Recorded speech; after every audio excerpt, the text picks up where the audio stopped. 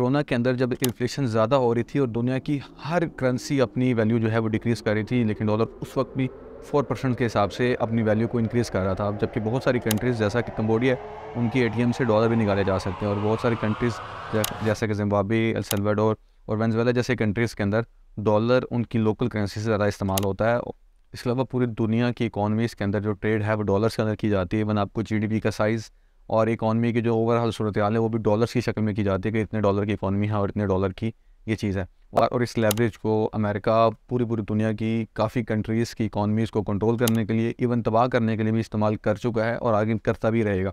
सो आज के point of order की वीडियो में हम ये डिस्कस करने की कोशिश करेंगे कि आखिर डॉलर इतना कीमती और इतना पावरफुल कैसे बना, और उसके अलावा इससे अगर कम्पीट करना है तो उसके लिए कौन कौन सी कोशिशें की जा रही हैं और कैसे कम्पीट किया जा सकता है।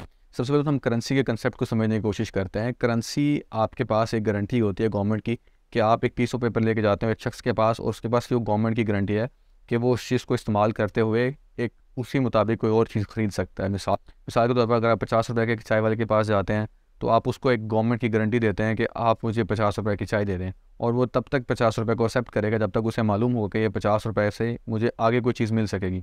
लेकिन जैसे ही इकॉनमी के अंदर फ्लक्चुएशन नज़र आएगी या उसे जो है इन्फ्लेशन नज़र आएगी तो वो 50 रुपये में आपको वो चाय नहीं देगा, बल्कि वो 60 रुपये या 70 रुपये डिमांड करेगा, क्योंकि उसे यकीन होगा कि आप 50 रुपये में जो मैं चीज़ लेने जा रहा हूँ वो नहीं मिलेगी, वो ऑलरेडी एक्सपेंसिव हो चुकी है। तो इस तरह जो रुपये है वो गारंटी के तौर पर इस्तेमाल किया जाता है, और लोग उसी रुपीज़ को इस्तेमाल करते हैं जिनके ऊपर ना यकीन होता है। अब इस यकीन को बरकरार रखने के लिए हिस्टोरिकली जितनी भी करेंसीज इस्तेमाल की जाती थी उसे गोल्ड के साथ बैक किया जाता है। गोल्ड के साथ बैक करने से मुराद ये है कि आप उतनी ही रुपीज़ जो हैं वो प्रिंट करते हैं जितने आपके पास गोल्ड पर पड़ा होता है। मिसाल के तौर पर 1944 के अंदर अमेरिका ने $35 के बदले 1 औंस गोल्ड रखा हुआ था। मतलब आप 35 रुपये लेके अगर बैंक के पास जाते हैं तो वो आपको 1 औंस जो है सोना दे देगा। अभी आपने मेरी वीडियो यहाँ तक देख लिया है तो मैंने मेरे चैनल को सब्सक्राइब करें। अब इस कपलिंग का नतीजा ये होता है कि लोगों का एतबार जो है आपकी करेंसी के ऊपर बना रहता है, कि लोगों को पता होता है कि आपकी करेंसी में इतना सोना तो आ ही जाएगा, तो ये करेंसी मैं इस्तेमाल कर रहा हूँ और इसके पीछे एक सेफ्टी मौजूद है। तो जैसे ही मुझे कोई इशू होगा तो मैं जाके गोल्ड दे दूँगा। मिसाल के तौर पर अगर पाकिस्तान मलेशिया से ट्रेड करता है और पाकिस्तान अपनी करेंसी देता है जो कि गोल्ड से बैक नहीं है, जबकि दूसरी तरफ एक ऐसे शख्स है जो डॉलर देता है, तो पाकिस्तान की करेंसी कल को पाकिस्तान अगर नोट ज़्यादा प्रिंट कर देता है तो पाकिस्तान के अंदर इशू आ जाएगा और पूरी जो ट्रेड है वो डिस्टर्ब हो जाएगी। जबकि अगर हम डॉलर्स के अंदर पे करते हैं तो उन्हें मालूम है कि इतनी जो है वो गोल्ड उन्होंने रखा हुआ है रिज़र्व के अंदर, तो गोल्ड के अंदर पे करने से आपको ये चीज़ बच जाएगी। लेकिन आज के दिन डॉलर्स को गोल्ड से बैक नहीं किया जाता, बल्कि ये मैं आपको एक कंसेप्ट समझाने की कोशिश कर रहा हूँ कि करेंसी इस तरह ऑपरेट करती हैं कि तो इसमें किसी भी करेंसी के लिए जो सबसे इंपॉर्टेंट चीज़ होती है वो इसका इस्तेमाल करना, और एक बायर और कस्टमर का जो रिलेशनशिप है उसका उसके ऊपर एतबार होना बहुत ज़रूरी है। तो इस चीज़ को याद रखिएगा, ये वीडियो के अंदर मैं आगे हूँ। तो अगर हम हिस्टोरिकली थोड़ा पीछे जाते हैं तो दुनिया के अंदर जितनी भी कंट्रीज़ थी वो गोल्ड को एज अ करेंसी इस्तेमाल करती थी, और पेपर करेंसी का कंसेप्ट बहुत लेट आया। तो गोल्ड के अंदर इस्तेमाल करने से तो करेंसी का कोई इशू नज़र नहीं आता। लेकिन जैसे ही वर्ल्ड वार शुरू होती है तो जितनी भी कंट्रीज़ हैं उनके पास इतना पैसा और गोल्ड नहीं होता है कि वो उसको उसके मुताबिक प्रिंट करके अपनी जो वॉर है उसको सपोर्ट कर सकें। तो इसलिए ग्रेट ब्रिटेन, फ्रांस और जितनी भी वर्ल्ड वार 1 के अंदर कंट्रीज़ होती हैं वो गोल्ड को साइड पे कर देती हैं और अपनी करेंसी पेपर की शक्ल में सामने लेके आना शुरू कर देती हैं। जबकि एक स्टेबल इकॉनमी यानी कि यूएसए अपनी करेंसी को गोल्ड से ही बैक रखता है और इनके साथ अपनी जो है वो ट्रेड को इंक्रीज़ करता है। और वर्ल्ड वार 2 तक 2/3 ऑफ ग्लोबल जीडीपी जो है वो यूएसए के पास चली जाती है, और यूएसए दुनिया का सबसे बड़ा इकोनॉमिकल मास्टर होता है। और सेकंड वर्ल्ड वॉर के दौरान ही यूएसए लोगों से गोल्ड लेता है और उसके बदले में उन कंट्रीज़ को वेपन्स और बाकी चीज़ें जो है प्रोवाइड करता है। इसलिए यूएसए का गोल्ड जो है वो हिस्टोरिकली हाई लेवल पे पहुंच जाता है। 1940 के अंदर यूएसए के पास दुनिया का 75% गोल्ड जो है वो जमा हो जाता है। 1910 के अंदर यूएसए के पास तकरीबन 2000 टन गोल्ड होता है, जबकि 1940 तक यही गोल्ड तकरीबन 20,000 टन तक पहुंच जाता है। तो इससे आप अंदाज़ा लगा सकते हैं कि दुनिया का जितना भी गोल्ड रिजर्व है उसका जो मेजर पार्ट है वो यूएसए के पास चले जाता है, और यूएसए अपनी करेंसी को उसके साथ बैक करता है। जबकि वर्ल्ड वार 2 के अंदर यूएसए सबसे लेट दाखिल होता है, और यूएसए की इकॉनमी इतनी स्ट्रॉन्ग होती है कि वो इस इकोनॉमिकल और इस वार को अफोर्ड करती है। और जैसे ही वर्ल्ड वार एंड होती है तो दुनिया की जितनी भी इकॉनमीज होती हैं वो कर्जदार होती हैं यूएसए की। मिसाल के तौर पर ब्रिटेन, फ्रांस और जितनी भी यूरोपियन कंट्रीज़ हैं वो सारी की सारी यूएसए की तरफ हेल्प की नज़र से देखती हैं। सो ऐसा में 1944 के अंदर ब्रिटेन वुड एग्रीमेंट साइन किया जाता है, जिसके अंदर 3-4 मेजर चीज़ें होती हैं, जिसके अंदर एक तो वर्ल्ड बैंक बनाई जाती है, आईएमएफ बनाया जाता है।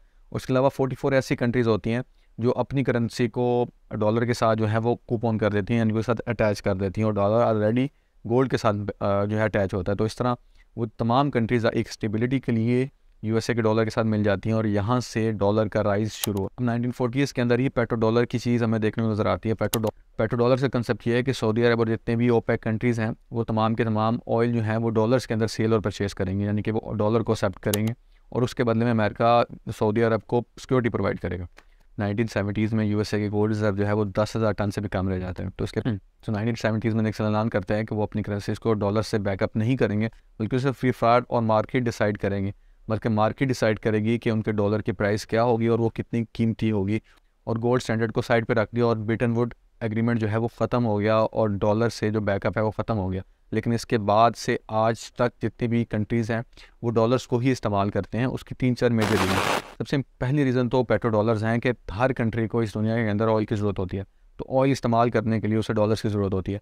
तो इसलिए हर कंट्री ये कोशिश करता है वो किसी तरीके से डॉलर्स को अर्न करे और अर्न करने के लिए वो ट्रेड करता है। जिस तरह पाकिस्तान की कंपनी ने कोई चीज़ सेल की है अमेरिकन कंपनी को, तो वो डॉलर्स के अंदर ही ट्रेड करेगा। यानी कि पाकिस्तान अगर बांग्लादेश के साथ भी ट्रेड कर रहा है तो वो डॉलर्स के अंदर जो है वो ट्रेड करेगा, क्योंकि पाकिस्तान को डॉलर्स चाहिए ऑयल ख़रीदने के लिए। और ऑयल खरीदने के अलावा जो पाकिस्तान के पास बाकी बचे हुए डॉलर्स होंगे वो हम अपने फॉरेन रिजर्व के अंदर रख देंगे। पेट्रो डॉलर्स के अलावा स्विफ्ट का क्याम भी जो है नज़र में आया। स्विफ्ट एक्चुअली वो तमाम बैंकिंग सिस्टम है जिसके अंदर ग्लोबल जितने भी कंट्रीज़ हैं वो ट्रांजेक्शन्स करते हैं। स्विफ्ट सिस्टम के अंदर भी डॉलर्स को इस्तेमाल किया जाता है। इसके अलावा जो तीसरी और सबसे इंपॉर्टेंट चीज़ है वो अमेरिकन कंट्री का सबसे ज़्यादा ट्रांसपेरेंट होना और सबसे बड़ा होना है। अमेरिकन इकॉनमी इतनी बड़ी है और इतनी स्टेबल है कि वहाँ की इकॉनमी के अंदर हर बंदा इन्वेस्ट करना चाहता है और वहाँ की करेंसी को हर बात बंदे को यकीन है कि उनके जो फेडरल रिजर्व्स हैं वो एक मुअय्यदा कीमत से ज़्यादा डॉलर्स प्रिंट नहीं करेंगे और डॉलर की कीमत काफ़ी हद तक स्टेबल रहेगी। और ये एक ट्रस्ट ही है जो डॉलर को मजबूर करता है कि लोग जो हैं वो डॉलर को इस्तेमाल करें और कंट्रीज इस तरह डॉलर्स को इस्तेमाल करते हैं। अब यहाँ पे हम ये समझने की कोशिश करते हैं कि अमेरिका इसे मिसयूज़ कैसे करता है। अब मैंने ऑलरेडी बताया है कि अगर पाकिस्तान ने कोई चीज़ ख़रीदनी है तो वो अपनी सारी ट्रेड जो है वो डॉलर्स के अंदर करेगा और जो बचे हुए डॉलर्स हैं उसे फॉरेन रिजर्व के अंदर रख देगा। अब जिस तरह आम घरों के अंदर भी आप लोग अपने पास कैश रखना पसंद नहीं करते बल्कि उससे कोई एसेट खरीद लेते हैं, तो ऐसे ही बाकी जितनी भी बड़ी बड़ी कंट्रीज़ हैं वो अपने फॉरेन रिजर्व्स को एज अ डॉलर की शक्ल में नहीं रखते हैं बल्कि उसे सिक्योरिटी बॉन्ड्स की शक्ल में मिलती हैं। सिक्योरिटी बॉन्ड से मुराद है कि वो अमेरिकन बैंक्स के अंदर रख देंगे और इंटरेस्ट के ऊपर उन्हें एक सिक्योरिटी बॉन्ड मिल जाएगा जो मैच्योरिटी यानी कि एक स्पेसिफिक टाइम के बाद वो दोबारा कैश करवा सकते हैं। तो इस तरह वो डॉलर भी सेफ़ रहते हैं और वो बढ़ते भी रहते हैं, लाइक उनको इंटरेस्ट भी लगा रहता है।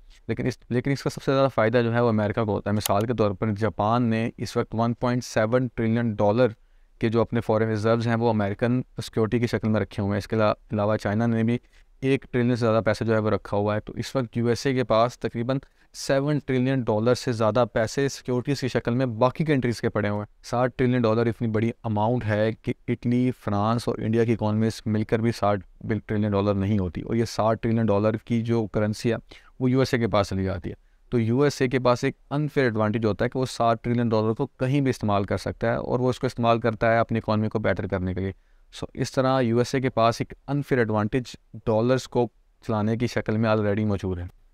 अब हम वेपनाइजेशन ऑफ डॉलर की बात करते हैं। सबसे पहले अमेरिका शुरू ही से इस लेवरेज को इस्तेमाल करता है अपनी इकोनॉमिक डोमिनेंस को मेंटेन रखने के लिए। मिसाल के तौर पर 2001 के अंदर एक फेडरल एग्जीक्यूटिव ऑर्डर साइन किया गया था जिसके अंदर अमेरिका बगैर किसी को पूछे हुए अपने डॉलर सिस्टम के अंदर किसी भी कंट्री को निकाल सकता है। 2015 के अंदर चाइना ने कोशिश की थी कि वो इस डॉलर का मुकाबला करे और उसके अपनी युआन की कीमतें जो है वो गिर गई थी। लेकिन ईरान के ऊपर सैंक्शन लगाई गई तो स्विफ्ट ने फ़ौरन ही ईरान को बाहर निकाल दिया और इसके अलावा वेनेजुएला की कंट्रीज़ के ऊपर भी बैन लगाया गया। और जितने भी फॉरेन रिजर्व्स हैं आपको ऑलरेडी पता है कि वो अमेरिका के अंदर पड़े हैं, तो अमेरिका का जब दिल करता है उन फॉरेन एसेट्स को फ्रीज़ कर देता है। मिसाल के तौर पर अभी रशिया वॉर के अंदर रशिया के तकरीबन $300 बिलियन के फॉरेन रिजर्व जो हैं वो यूएसए के अंदर पड़े हुए थे और यूएसए ने वो फ्रीज़ कर लिया।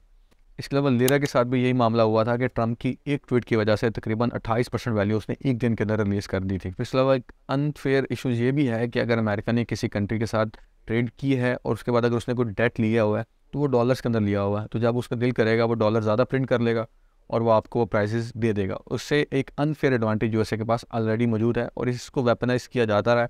और आगे भी अमेरिका कोशिश करता है कि चाइना को काफ़ी जगह फोर्स किया गया कि वो उसको इस डॉलर सिस्टम से बाहर निकालेगा और चाइना की मजबूरी है कि उसे इस सिस्टम के अंदर रहना है क्योंकि एक ग्लोबल सिस्टम। अब बात करते हैं कि कौन कौन सी कोशिशें की जा रही हैं इस डॉलर सिस्टम को नीचे लेके आने के लिए। सबसे पहली कोशिश तो यूरो की तरफ से की जा रही है। यूरोपीय यूनियन जो है काफ़ी दफ़ा कोशिश कर चुकी है कि यूरो को इस्तेमाल करे ट्रेड के लिए काफ़ी बाकी कंट्रीज़ के साथ। अब जैसे ईरान के ऊपर सैंक्शन लगाई गई थी तो काफ़ी ज़्यादा यूरोपियन कंट्रीज़ ख़ासतौर पर इटली, फ्रांस जैसी कंट्रीज़ जो हैं वो क्योंकि ईरान से ऑयल बाई करती थी इसलिए उन्हें काफ़ी नुकसान हुआ था और उन्होंने स्विफ्ट को बाईपास करने की कोशिश की थी और यूरो को इस्तेमाल करने की कोशिश की थी। इसके बड़ा बैकलैश हुआ। यूरोपीय यूनियन की तरफ से ये कोशिश जारी है कि वो किसी तरीके से यूरो को एज ए इंटरनेशनल करेंसी के तौर पर इस्तेमाल करें। इसके अलावा रशिया ने भी कोशिश की है कि वो काफ़ी हद तक गोल्ड जो है वो स्टोर करे। लाइक पिछले 20 सालों के अंदर उन्होंने 300 टन से बढ़ाकर तकरीबन 2200 टन तक सोना जो है वो स्टोर किया है। उसकी कोशिश है कि वो अपनी करेंसी को बैक करे सोने से और उसे एज अ ग्लोबल करेंसी के तौर पर इस्तेमाल करे। और इस चीज़ के अंदर 2009 से उसकी कोशिशें जो है वो जारी हैं, लेकिन अभी तक वो कामयाब नहीं हुआ। लेकिन रिसेंटली जैसे उसके ऊपर बैन लग गई हैं, तो इंडिया जैसी कंट्रीज़ जो है अभी भी उसके साथ ट्रेड कर रही हैं अपने ऑयल लोकल करेंसीज़ के अंदर ऑयल के लिए। सो इससे आप अंदाज़ा लगा सकते हैं कि रशिया भी पूरी कोशिश कर रहा है कि इसके अंदर किसी तरीके से डॉलर की डोमिनेंस को कम किया जा सके। लेकिन इसके अंदर जो सबसे बड़ा प्लेयर है वो चाइना है। चाइना ने इसको काउंटर करने की दो तरह से कोशिश की है। सबसे पहली उसने कोशिश की है कि वो उसने ब्रिक्स बनाया, और ब्रिक्स के अंदर वो कोशिश कर रहा है कि ब्रिक्स करेंसी को लेके आया जा सके। और चाइना, इंडिया, ब्राज़ील जैसी एक बड़ी इकॉनमीज़ अगर ब्रिक्स करेंसी का इस्तेमाल करना शुरू कर देती हैं तो यूएसए की डोमिनेंस को काफ़ी हद तक नुकसान पहुंचेगा। तो इससे भी एक डॉलर की हेजमनी ख़त्म करने की कोशिश की जा रही है। लेकिन उसके अलावा पीपल बैंक ऑफ चाइना की तरफ से एक डिजिटल करेंसी की भी बनाने की कोशिश की गई है। डिजिटल करेंसी को ओलंपिक 2022 के अंदर लॉन्च किया जाएगा, और उसके अंदर यही कोशिश की गई है कि करेंसी को डिजिटलाइज़ किया जा सके। और डिजिटलाइजेशन के अंदर चाइना ने कोशिश की है कि वो किसी तरीक़ा से जो डोमिनेंस है वो ख़त्म किया करें। लेकिन फ़िलहाल तो जो डिजिटल करेंसी शुरू की जाएगी वो चाइना की डोमेस्टिक यूज़ के लिए, लेकिन हो सकता है फ्यूचर में यही डिजिटल करेंसी हमारे डॉलर को ख़त्म करने के लिए इस्तेमाल की जाए। और चाइना काफ़ी हद तक अपनी इकॉनमीज़ के थ्रू और अपनी पॉलिसीज़ के थ्रू काफ़ी कंट्रीज़ को कोर्स कर चुका है कि वो युआन का इस्तेमाल करें। फिर उसके अलावा हमें जो रिसेंट डेवलपमेंट पेट्रो डॉलर्स की शक्ल में देखने को मिलती है कि रिफ्ट नज़र आती है सऊदीया और यूएसए के अगेंस्ट। इस रिफ्ट की वजह से सऊदीया धमकी दे रहा है कि वो ब्रिक्स को ज्वाइन कर लेगा और डॉलर की जो पेट्रो डॉलर की वजह से डोमिनेंस है उसको ख़त्म कर लेगा, क्योंकि हर कंट्री जो है वो ऑयल ख़रीदती है तो ऑयल के लिए वो डॉलर्स को इस्तेमाल करती है, और यही मेन रीज़न है जिसकी वजह से डॉलर की डोमिनेंस कायम है। तो जैसे ही सऊदी अरब डॉलर सिस्टम से बाहर गया वैसे ही डॉलर का ज़वाल जो है वो शुरू हो जाएगा।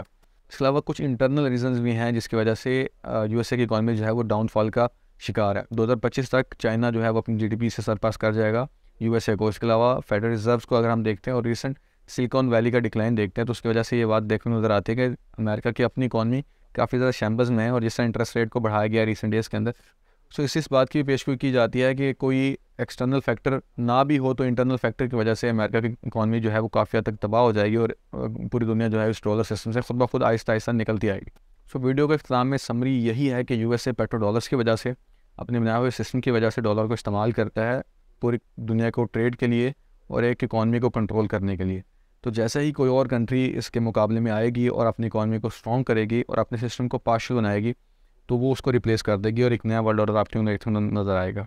और अगर नया वर्ल्ड ऑर्डर आपको देखने को नज़र ना भी आए तो एक मल्टीपोलैरिटी जो है वो नज़र आएगी कि लोग डिफरेंट करेंसीज़ के अंदर ट्रेड करते नज़र आएंगे। लेकिन अभी के लिए ये कहना मुश्किल है, लेकिन आगे हो सकता है कि ये बात आपको नज़र आए।